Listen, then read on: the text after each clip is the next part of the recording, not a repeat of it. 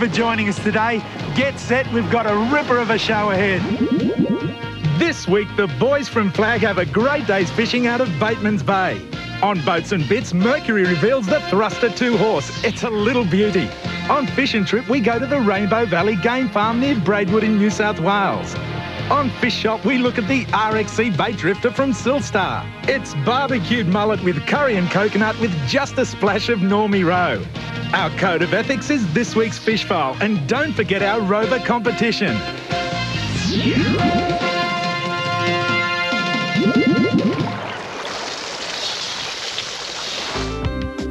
It was a warm summer's morning as we hit Batemans Bay. We'd been travelling since the wee small hours to cover a story we would all remember as the Flag Weekend. We'd been contacted by the owner of the Shane D, a 50-foot catamaran. The fish are on and you're mad if you don't come down, was the message. Now, anyone in their right mind would not ignore such a great opportunity. So we gathered up a few mates and we bolted to one of the most underrated fishing grounds in Australia.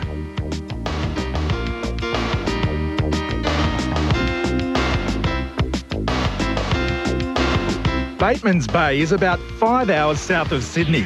A great holiday destination, Batemans Bay has a lot to offer travelling anglers and their families. We invited George Nikakis and Jerry Lissing from Flag Inns and Resorts to come along for the day. We had one of the top skippers in the area. Dave Gardiner had lined up his best crew and the stage was set for some great fishing.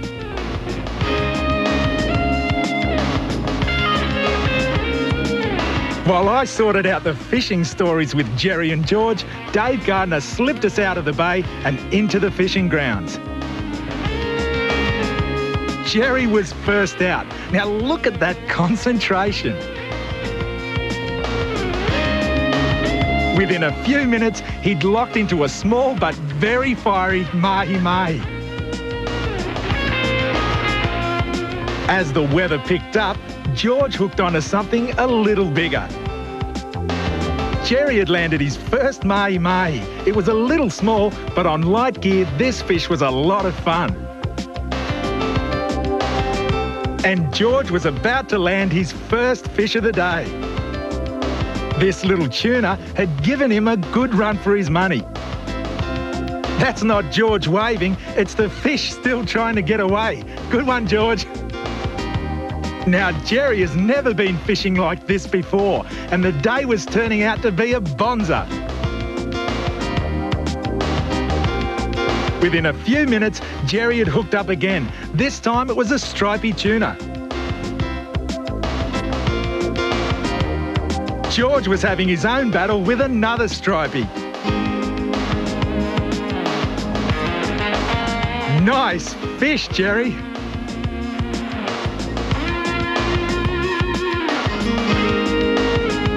The breeze had picked up to around 35 knots and the Shane D was handling the choppy seas beautifully. There was no stopping him. This bloke was a born fisherman. Just look at that determination.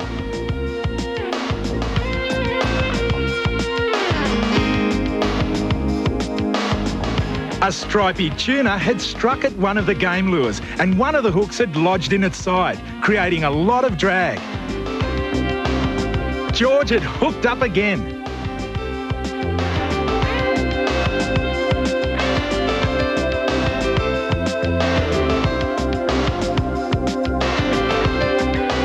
Good one, Jerry. We passed some floating debris and within a couple of minutes the deck became a madhouse of excited fishermen. Small mahi-mahi were coming over the side in droves. Next week, we'll conclude the exciting Flag Weekend with the catch of the week. Until then, tight lines. Welcome to Fish International. We'll sit back and relax because today's show is a bottler. This week, we'll conclude the Flag Fishing Weekend out of Batemans Bay. On Boats and Bits, we'll look at Land and Sea's new range of wetsuits. On Fish and Trip, we go to American River on Kangaroo Island in South Australia. On Fish Shop, we'll look at Bass & Millard's range of fishing lines.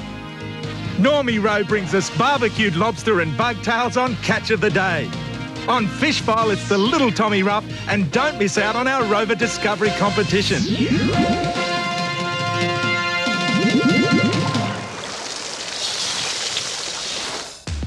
Last week, we left the boys dragging in plenty of striped tuna and small mahi-mahi, but as we said, the best was yet to come.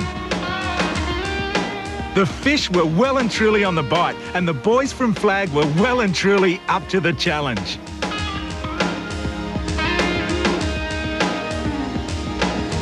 We were a couple of hours south of Sydney in Batemans Bay, and on the tail of one of the best fishing seasons to hit this part of the world in over a decade.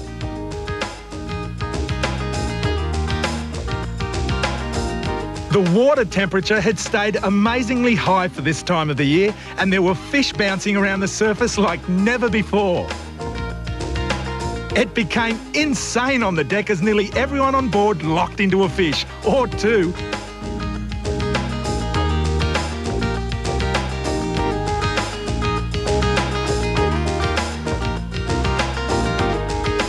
Big Ken had a feeling, and when Ken has a feeling, no one argues. The heavy-duty gear went out as the weather took a turn for the worse.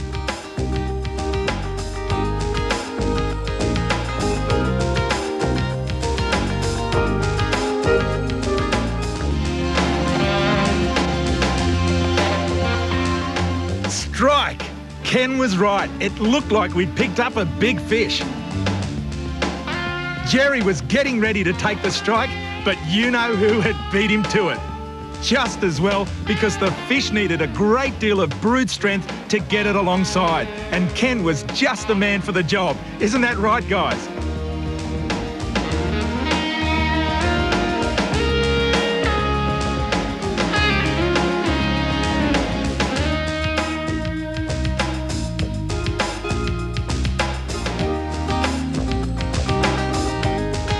It was a marlin. George and Jerry had never seen one of these fabulous fish in real life, and it was turning on quite a show.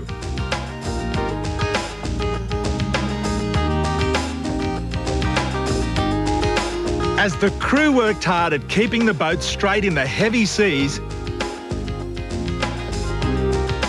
Ken was giving this fish everything he had.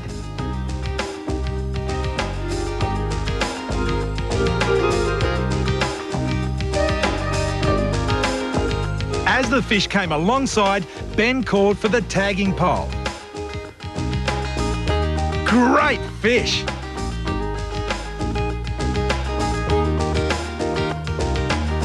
Weighing between 200 to 250 pounds in the old scale, this was a fine catch.